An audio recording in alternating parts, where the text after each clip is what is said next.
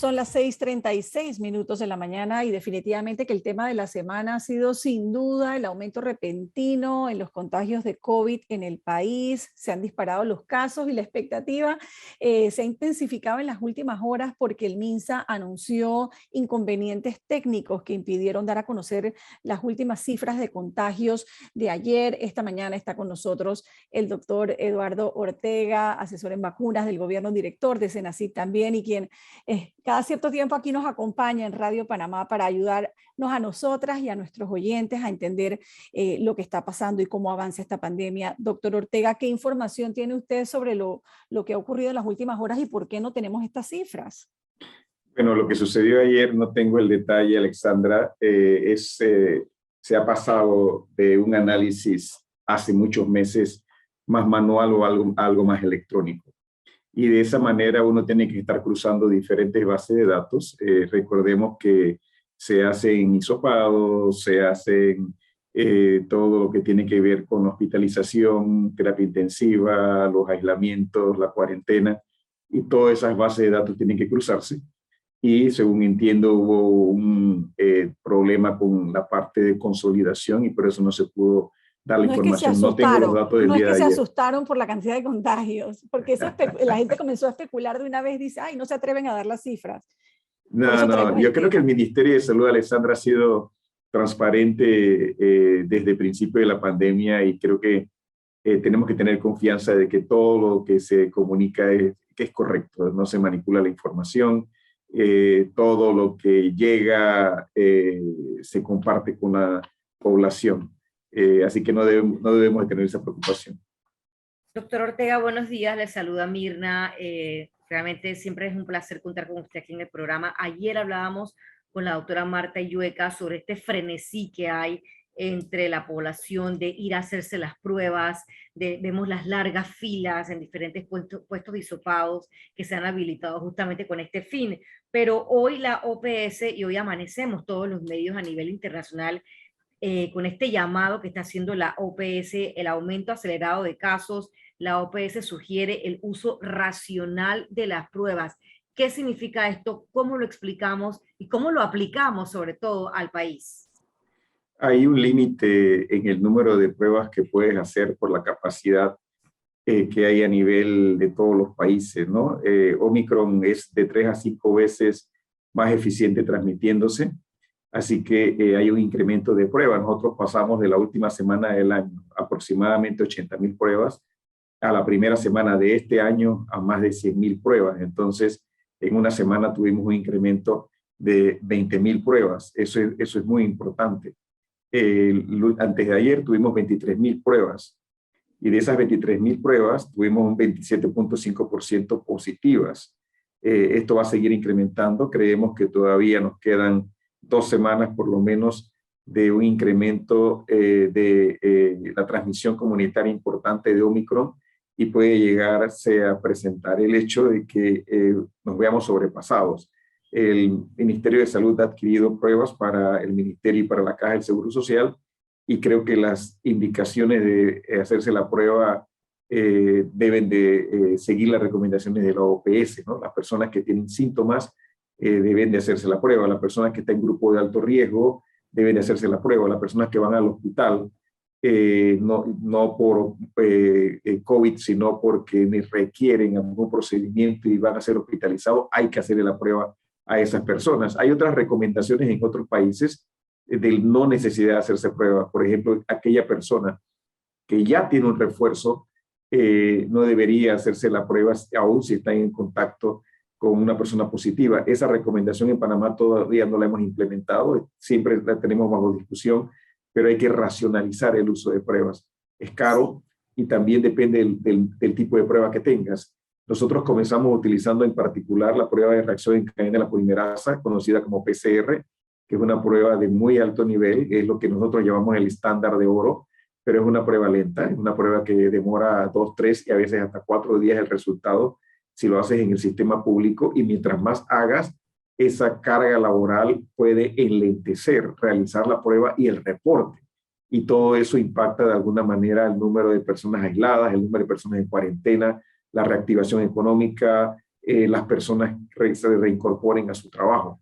Y la prueba de PCR es muy sensible, es una prueba que te detecta partículas, rastros del virus, y te lo detecta aunque no sea un virus activo, digamos, que no está vivo, que no es capaz de transmitirse por la alta sensibilidad de la prueba. Afortunadamente se ha ido evolucionando, hay múltiples pruebas rápidas, de hecho ahora hay autopruebas, de hecho ya están autorizadas en nuestro país, aunque no están siendo utilizadas en el país, están autorizadas, y algunas de esas autopruebas pues son fáciles de que la misma persona la realice y pueda ver el resultado. El tema ahí es el reporte.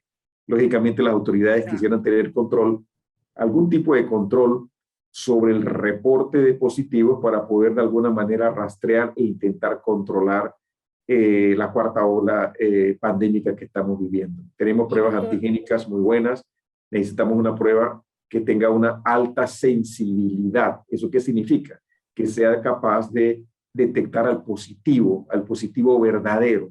Y creo que en Panamá hay pruebas que tienen por arriba del 90% de sensibilidad, que serían lo suficientemente buenas para ser utilizadas con agilidad. Y necesitas que sea altamente específica. ¿Eso qué significa? Que sea capaz de descartar al verdaderamente negativo.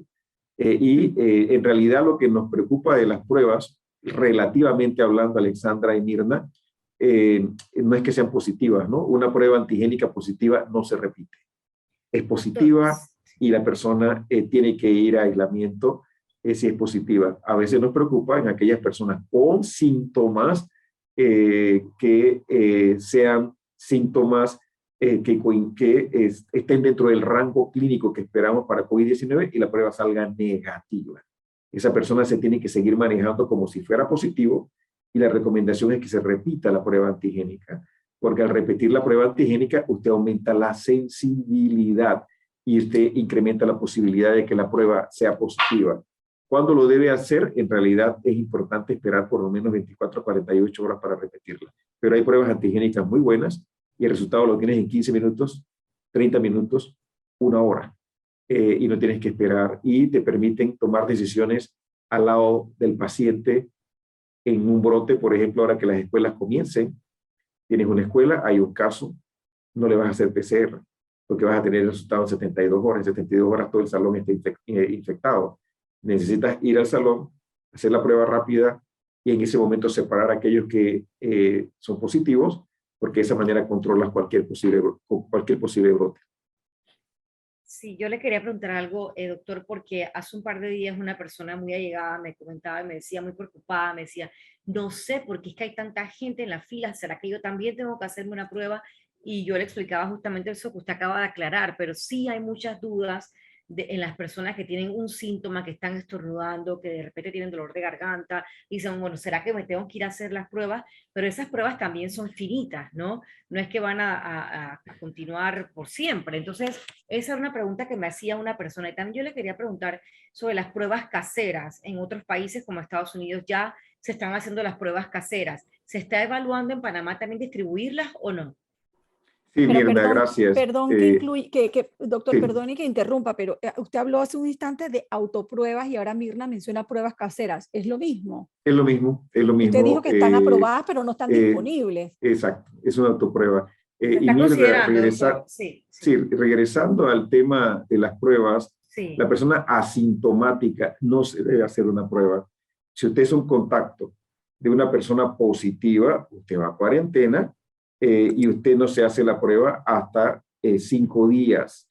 Usted no tiene que correr a hacerse una prueba. Usted no tiene síntomas, es un contacto, usted hace su cuarentena y se hace su prueba al 5.º día, y si es negativa, usted sale. La prueba que debemos utilizar en ese momento es una prueba antigénica para que la persona salga de la cuarentena. Y eso es importante. Aislamiento es una cosa, Alessandra y Mirna, cuarentena es otra cosa. Se aísla el positivo, se aísla 10 días y al 10.º día regresa a trabajar. Hace cuarentena el contacto estrecho. ¿Qué es un contacto estrecho? No es que sea el contacto del contacto, no, es el contacto estrecho. Una persona que está sin mascarilla con una persona positiva por lo menos 15 minutos a lo largo de un periodo de 24 horas y menos de 2 metros. Esa es una persona de alto riesgo. Esa persona hace su cuarentena, no se tiene que hacer una prueba en ese momento va a la cuarentena, se hace la prueba a los 5 días y entonces queda liberado para reinsertarse en el trabajo.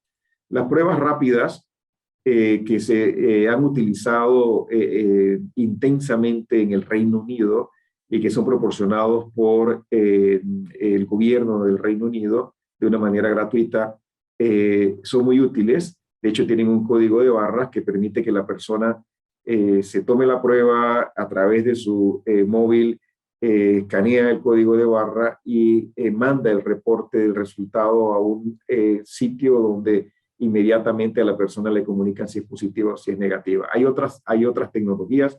Estados Unidos en este momento, por ejemplo, el presidente Biden está en el proceso de autorizar la distribución de grandes cantidades de autopruebas.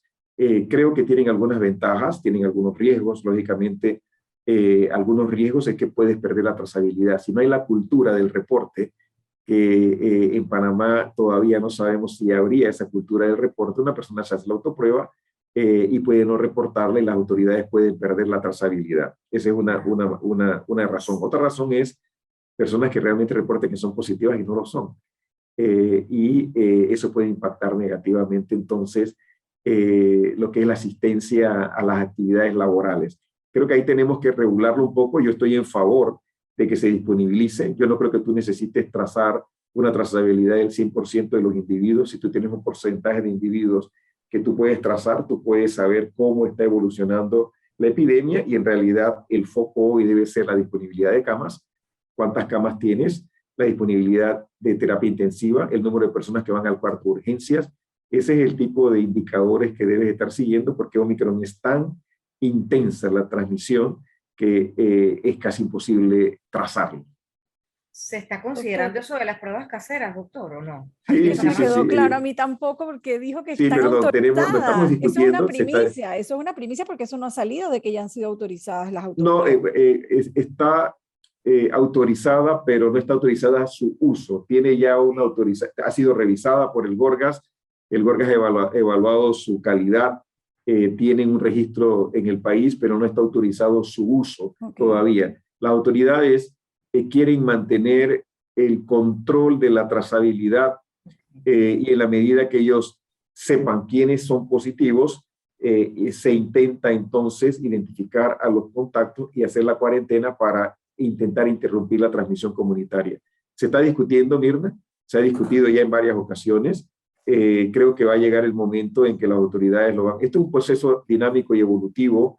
Tenemos que tener suficientes pruebas también. Tenemos que hacer recomendaciones de cómo se haría en el caso de que las autoridades autoricen su uso. Tiene que haber una trazabilidad, por lo menos yo diría, de un porcentaje importante que nos permita saber cuántos casos hay. Aunque hoy el foco en casos realmente no debería ser el parámetro más importante. Hay una disociación. Cuando usted observa el número de casos, Alexandra y Mirna, nosotros hemos visto un incremento de 20 veces el número de casos en el país desde que hay transmisión comunitaria de Omicron en relación a lo que estaba ocurriendo.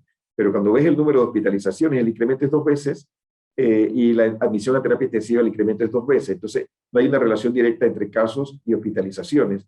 En la segunda ola, perdón, y en la tercera ola había una relación más directa entre casos y admisiones hospitalarias. Hoy no la hay, eso es bueno. Eso nos dice que verdaderamente en Panamá el patrón que se está repitiendo es el de Sudáfrica, en el cual a pesar de que hay muchos casos, hay hospitalizaciones limitadas, aunque está incrementándose paulatinamente. Doctor, otra cosa que preocupa es la cantidad de gente que está en cuarentena o que no puede ir a trabajar, o ya sea porque tiene el virus o porque ha estado en contacto. Y eso es un tema que está preocupando y que está afectando no solamente a la empresa privada, sino también a muchas oficinas de gobierno. Casualmente leía un tuit del doctor Sanz Llorens que dice que el MINSA recomienda que el MINSA debería ajustar a guías menos rígidas el aislamiento y la cuarentena y adaptarse a las recomendaciones del CDC de Estados Unidos. ¿Usted qué piensa sobre ese punto? A ver, el número de casos activos ha incrementado significativamente, ¿no? Nosotros hemos pasado de tener 2,000 y tantos casos activos a tener, la última vez que lo vi, 38,900 casos activos. Y eso, si le suman las personas en cuarentena, es un número significativo de casos. Ya se redujo de 14 a 10 y la cuarentena se redujo a 5. Yo creo que la recomendación del doctor Sáez es muy válida y creo que este es un tema que nosotros tenemos que discutir periódicamente, por lo menos una o dos veces a la semana, para ir ajustando. Yo creo que uno puede disminuir el tiempo de aislamiento de 10 a 7 días. Creo que el sector privado había hecho esta propuesta al Ministerio de Salud. El ministro la recibió de una manera positiva. Hay que discutirlo y yo estaría a favor de reducirlo de 10 a 7 días. Y en personas asintomáticas, tomar la decisión aquellas personas que hacen cuarentena, que son asintomáticas, al quinto día probablemente ni siquiera se dé la prueba, porque son asintomáticos. Esa es una consideración. En Estados Unidos se hace de esa manera. Si la persona está asintomática antes de los 10 días, yo creo que ahí debería determinarse si esa persona sale de cuarentena con la necesidad o sin la necesidad de una prueba al séptimo día, por ejemplo. Creo que sí, creo que en la medida que aumenten, Alexandra, el número de casos, el número de hospitalización, el impacto de casos activos sobre todo, hay que tomar en consideración reducir el aislamiento y la cuarentena. Recordemos que el personal de salud también está expuesto a este organismo y vamos a tener un impacto en enfermeras, farmacéuticas, auxiliares, tecnólogos médicos y médicos. Y en la medida que ese impacto pueda afectar la capacidad hospitalaria, tenemos países como Francia, por ejemplo, que ha determinado que el personal de salud positivo debe trabajar. Y si eres monosintomático o sintomático leve, pudieras hacerlo. Y si estás vacunado, de hecho, aquella persona que es contacto de un positivo, que está totalmente vacunado, ¿y qué significaría totalmente vacunado en Panamá? 3 dosis es un totalmente vacunado, o una persona que tiene 2 dosis y que todavía no ha cumplido los 3 meses para recibir su refuerzo. Esa persona se considera totalmente vacunado porque todavía está en ese intervalo de tiempo donde no ha recibido su refuerzo, está vacunado adecuadamente. Si esa persona es contacto de un positivo, deberíamos de considerar si requiere o no requiere hacer cuarentena. Doctor, yo le quería preguntar, porque hoy me escucha, ¿verdad? Porque hoy amanecimos con un titular y siempre me gusta referirme a algunos medios internacionales, por ejemplo, este de la BBC de Mundo, dice, COVID Omicron, ¿me puedo volver a contagiar tras haberme recuperado? Y hay más preguntas, estoy segura que esa pregunta se la hacen muchos también. ¿Es posible? No lo sabemos todavía, Nirna. Lo que sí sabemos es que aquel que tuvo alfa, beta, delta, se reinfecta con Omicron.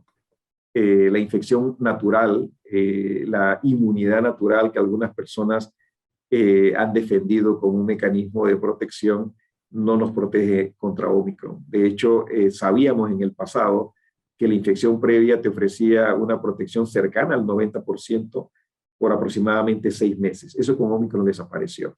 Hay algunos artículos científicos que hablan de 19% de protección si tú tuviste una infección previa contra Omicron, pero no, el día de hoy eso ha desaparecido. Lo que sí sabemos, Mirna, es que si te infectaste con Omicron, por lo menos en pruebas de laboratorio que se han hecho, protege contra Delta. Omicron es más complicado. Tú tienes un virus que tenía 15 mutaciones, hizo una evolución, un salto evolutivo muy grande, y ahora tiene 50 mutaciones. Lógicamente, este que tiene 50 mutaciones, si te infectas con él, te protege contra las variantes previas. Tu pregunta no la sabemos, y no la sabemos, Mirna, porque la definición que tenemos hoy de reinfección es que es una persona que se infectó y en los siguientes 90 días, en los siguientes 3 meses, esa persona vuelve a tener un evento infeccioso. Y esto no ha ocurrido todavía con Omicron, porque Omicron se detectó el 24 de noviembre por primera vez en el sur de África. No hemos tenido 3 meses, no hemos tenido suficientes eventos, no hay suficientes reportes y no sabemos si la infección previa con Omicron protege para Omicron. Yo creo que sí. Yo creo que por lo que sabemos de otras variantes, tenemos ya 2 años de pandemia hemos tenido por lo menos 5 variantes de preocupación, a ver, alfa, beta, gamma, delta, omicron, de preocupación, y sabemos que contra todas las previas, la infección previa ofrecía una protección adecuada. ¿Tenemos que esperar con Omicron? Yo creo que sí. Yo creo que la persona que se infecta con Omicron va a estar protegida contra Omicron. Lo que no sabemos todavía es durante qué tiempo. ¿Va a ser 3 meses, 6 meses o va a ser más prolongado? De todas maneras, la recomendación es el que se recupera tiene que vacunarse. Porque la combinación de la infección natural con la vacunación sabemos que ofrece una protección más amplia. ¿Qué significa más amplia? Significa que tiene protección contra otros componentes del virus que no están en la vacuna, y la vacuna refuerza esa infección natural, alcanzando niveles de inmunidad de anticuerpos y de inmunidad celular significativamente más altos, y esa persona debería vacunarse. ¿Cuándo? Esa es una excelente pregunta, porque ahora estamos en el escenario de Omicron. Siempre decíamos, esa persona que se recupera está parcialmente protegida y tiene la posibilidad de esperar hasta 90 días para ponerse la vacuna. Todavía, como no hemos evolucionado ese periodo de tiempo, todavía esa recomendación está en debate. Hay quienes dicen, en cuanto se recupere, la persona debe vacunarse. Yo creo que en algunos casos pudiéramos esperar, si estamos seguros, porque recordemos, no a todas las personas se le hace la secuencia genética para saber qué es Omicron. Lo que yo te puedo decir en conversaciones que hemos tenido con el doctor Pascale del Instituto Conmemorativo Gorgas, que hoy todo lo que circula en el país es Omicron. Y hoy todo lo que va al hospital es Omicron. Así que si te estás infectando recientemente y no se ha hecho la secuencia genética, lo más seguro que es Omicron. Y ahí yo diría que ante la expectativa de que Omicron sí protege contra Omicron, yo esperaría hasta 3 meses para darle la vacunación a esa persona. Doctor, usted ha hecho énfasis en la importancia de esa dosis de refuerzo para todas las personas. Y ayer casualmente nos preguntaba un oyente que por qué no se está colocando la dosis de refuerzo a los menores de 16 años. ¿Qué le responde? Porque sé que nos está escuchando. Tu pregunta es muy buena, Alessandra. Y una cosa importante es infección sintomática, y otra cosa importante es enfermedad severa, ¿no? Y recordemos lo que nosotros queremos evitar con la vacuna es la enfermedad severa. Cuando uno evalúa la protección que la vacuna ofrece contra enfermedad sintomática, sabemos que 2 dosis protege 30% y que el refuerzo eleva esa protección hasta 75%. Eso es enfermedad sintomática. Cuando uno evalúa la protección que la vacuna da contra enfermedad severa, medida por hospitalización, ahí sabemos que es más alta la protección que la vacuna da, y sabemos, por ejemplo, que 2 dosis llegan a proteger hasta 6 meses en alrededor del 72%. Después del 6º mes, eso comienza a disminuir y disminuye significativamente aún contra enfermedad severa hasta un rango cercano al 50%. Sin embargo, el refuerzo mejora esa protección contra la enfermedad severa y la lleva a cerca del 90%. O sea que el refuerzo es importante para protegerte, para no ir al hospital y para no ir a la terapia intensiva en 9 de 10 casos por lo menos. Eso es muy importante. En Panamá estamos poniendo el refuerzo desde los 16 años de edad y hemos reducido el intervalo del refuerzo a 3 meses, siguiendo las recomendaciones del Reino Unido, que es el país que hemos utilizado como referencia para esta recomendación. El caso de niños de 12 a 15, Alessandra y Mirna, es más reciente. El Centro de Control de Enfermedades y la Agencia Federal de Medicamentos de los Estados Unidos recientemente aprobó el uso del refuerzo en niños de 12 a 15 años de edad. Nosotros lo estamos discutiendo y espero que muy pronto el Ministerio de Salud tenga una posición en cuanto a la recomendación. El único punto que ahí se está discutiendo y la razón por la cual todavía no se ha recomendado el uso en Panamá es que en este caso estamos siguiendo a los Estados Unidos de Norteamérica. Estamos tomando lo mejor de los países que creo que mejor lo están haciendo y que tienen las recomendaciones más científicamente orientadas, diría yo. Israel igual. Pero en el caso de Estados Unidos, esa recomendación de refuerzo es a los 5 meses. Entonces, introduce una variable diferente a lo que estamos haciendo.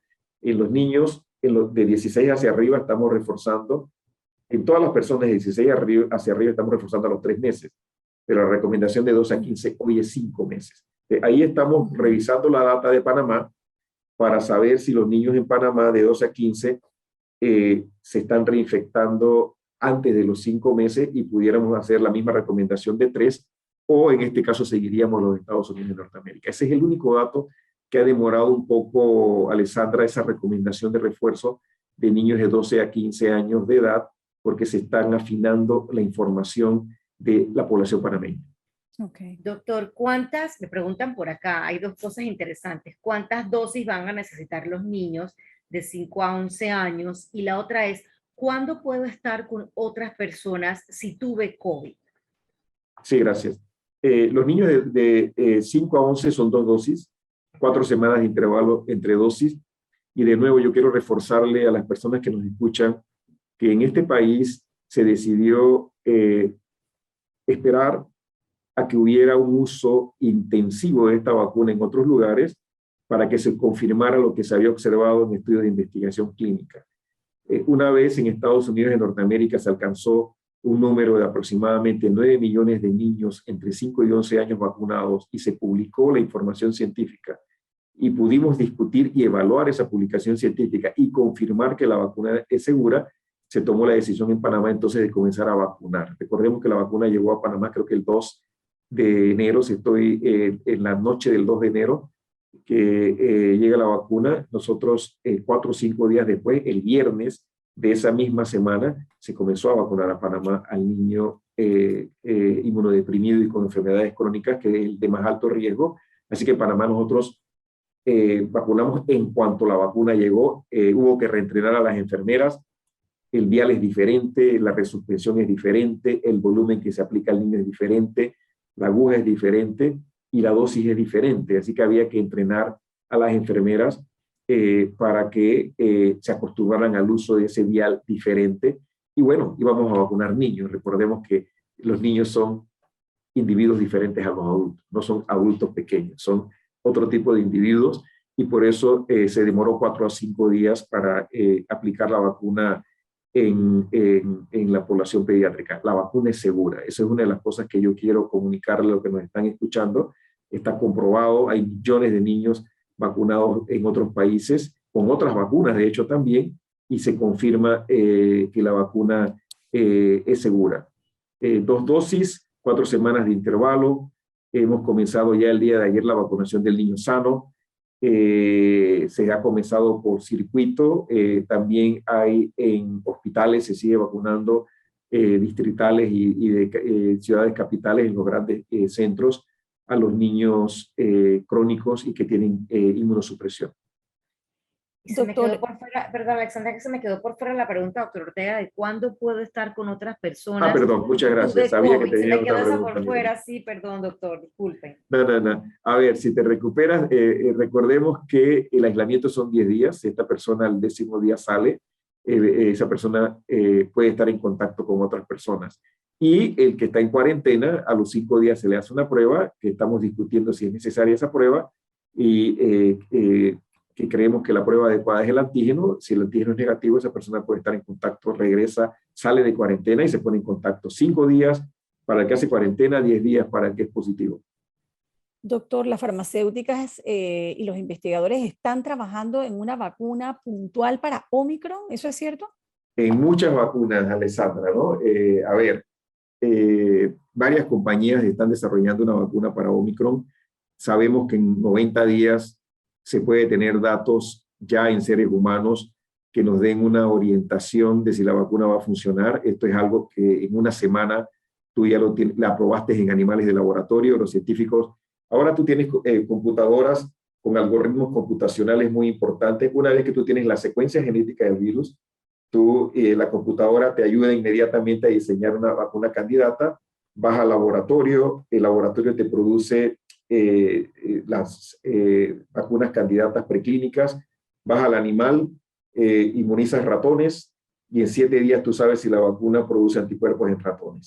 De ahí entonces los investigadores van a otro tipo de animales. Hámster, por ejemplo, es un animal en donde tú puedes estudiar si la vacuna protege contra neumonía en hámster y puedes estudiar primates no humanos y tú rápidamente puedes saber si esa vacuna candidata tiene el perfil adecuado de inmunogenicidad y seguridad en este tipo de animales. Puede trabajar ratas también, dependiendo del modelo que se utilice, y ahí rápidamente vas a humanos.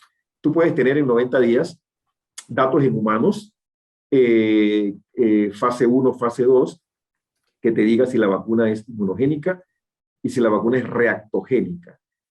Para que tú sepas si es segura, tú necesitas hacer estudios más grandes. Sin embargo, ya tú sabes que has vacunado a 9.000 millones de personas en el mundo, en 184 países, con una vacuna de igual plataforma tecnológica, y entonces ya tú no necesitarías hacer grandes estudios de seguridad, porque entonces tú haces lo que los investigadores llaman puente de inmunogenicidad. Y entonces lo que ellos hacen es comparar la respuesta inmune de la vacuna candidata con la vacuna previa, y si los títulos son similares, hay una alta probabilidad que las autoridades regulatorias vayan a aceptar la vacuna. Sí, se está desarrollando una vacuna contra Omicron, vamos a tener datos dentro de muy poco tiempo, pero más importante que eso, Alessandra, recordemos, ¿no? Este es un virus que viene de un reservorio. Un reservorio es un animal que lo tiene en algún nicho ecológico en algún lugar del mundo y que no afecta a ese animal, pero que súbitamente, cuando otros animales entran en contacto, se transmite de un animal a otro animal. Ese animal es un huésped que nosotros llamamos intermediario, ¿no? Tienes el que lo tiene, se lo pasa a otro, ahí se adapta por un tiempo variable, y súbitamente el ser humano, en sus actividades cotidianas de grandes represas, de carreteras, de acampar, de cacería, las actividades de agricultura, impactamos la frontera agrícola, impacta lo que es la ecodiversidad, y ese virus salta de ese animal intermediario al ser humano. Ahí puede fallecer y no ocurre nada, pero dentro del humano puede adquirir la posibilidad de transmitirse de humano a humano. Y ahí es donde tenemos el problema, porque súbitamente nuestro sistema inmune, que nos ha traído a través de miles de años y nos ha hecho lo que somos el día de hoy, súbitamente se encuentra con un virus que no conoce, y tiene que defendernos. Y mientras nos defiende, y hay un número grande de personas protegidas, muchos mueren. Afortunadamente tenemos la ciencia, y la ciencia hoy desarrolla una vacuna que le da a ese ser humano una herramienta para protegerse. No es una vacuna perfecta todavía porque es una vacuna nueva, pero esa vacuna nos permite que nosotros adquiramos suficiente inmunidad para que sobrevivamos esta interacción con este virus nuevo. Nuestro sistema inmune es complejo, altamente eficaz y efectivo, y nos ha traído a través de la historia de la humanidad a lo que somos el día de hoy. Ha sido muy exitoso, funciona, pero hay que ayudarlo, y las vacunas están ahí para ayudarlo. Entonces, lo que se está haciendo ahora, Alessandra, es, los murciélagos son de los mamíferos más abundantes en el mundo, y hay 10% de murciélagos que están infestados con coronavirus. Hay cientos de coronavirus en estos murciélagos. Así que nosotros no podemos ir desarrollando vacunas de uno en uno. Y hay investigadores hoy que están trabajando lo que se llaman vacunas pan-coronavirus. Eso significa, pan significa todos, conjunto.